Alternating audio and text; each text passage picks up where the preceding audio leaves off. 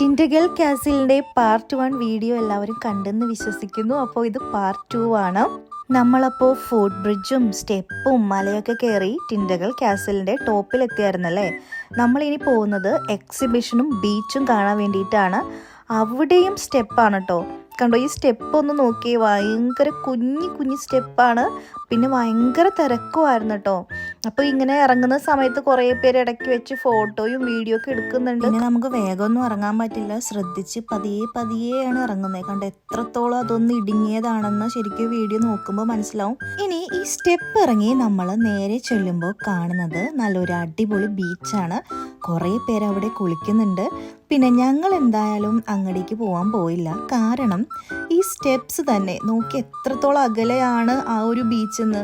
ഇനിയും സ്റ്റെപ്പ് ഇറങ്ങി താഴത്തേക്ക് പോകാനുള്ള ഒരു മാനസികാവസ്ഥ ഞങ്ങൾക്ക് ഉണ്ടായിരുന്നില്ല. അത്രയ്ക്കും ടയേർഡായി പോയി. പിന്നെ ഇവിടെ കണ്ടോ, കുറേ കല്ലുകളിൽ ഇങ്ങനെ ഓരോരുത്തർ പേരുകൾ എഴുതി വെച്ചിട്ടുണ്ട്.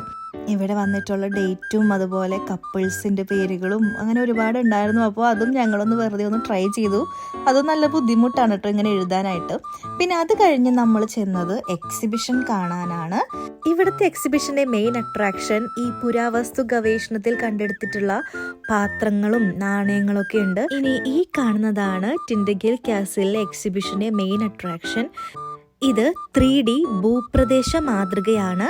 സൗണ്ട് എഫക്റ്റും പ്രൊജക്ഷനോടും കൂടെ ടിൻഡഗൽ തലമുറകളിലൂടെ എങ്ങനെ മാറിയെന്നാണിത് കാണിക്കുന്നത്. ലെജൻഡറി കിങ് ആയ ആർതറുമായി ബന്ധപ്പെട്ട കഥകളടങ്ങിയ ശിലാശാസനങ്ങളുണ്ട്. കൂടാതെ 13-ാം നൂറ്റാണ്ടിലെ മധ്യകാല കൊട്ടാരത്തിന്റെ അവശിഷ്ടങ്ങൾ, പുരാതന തോട്ടം എന്നിവയെല്ലാം ഇതിൽ ഉൾപ്പെട്ടിട്ടുണ്ട്. ഞങ്ങൾ റൂട്ട് മാപ്പ് നോക്കാതെ നടന്ന കൂട്ടത്തിൽ ഒരു മെയിനായിട്ടുള്ള സ്കൾപ്ചർ മിസ് ചെയ്തു. ആ സ്കൾപ്ചറാണ് നിങ്ങൾക്ക് ഞാനിപ്പോൾ കാണിച്ചു തരാൻ പോകുന്നത്. അപ്പോൾ ഈ കാണുന്നതാണ് ഗല്ലോസ്. ഇതിൻ്റെ മീനിങ് കോർണിഷ് ഭാഷയിൽ പവർ അഥവാ ശക്തി എന്നാണ്. ബ്രിട്ടീഷ് കലാകാരനായ റോബിൻ ഐനൺ 2016 നിർമ്മിച്ച ഈ ശില്പം വെങ്കലത്തിൽ നിന്നാണ് ഉണ്ടാക്കപ്പെട്ടത്. ഇനി എക്സിബിഷനൊക്കെ കണ്ട് ഞങ്ങൾ തിരിച്ചു പോകാൻ പ്ലാൻ ചെയ്തു. ആകെ നടന്നും സ്റ്റെപ്പ് കയറി ഇറങ്ങിയൊക്കെ ടയേർഡായിരുന്നു.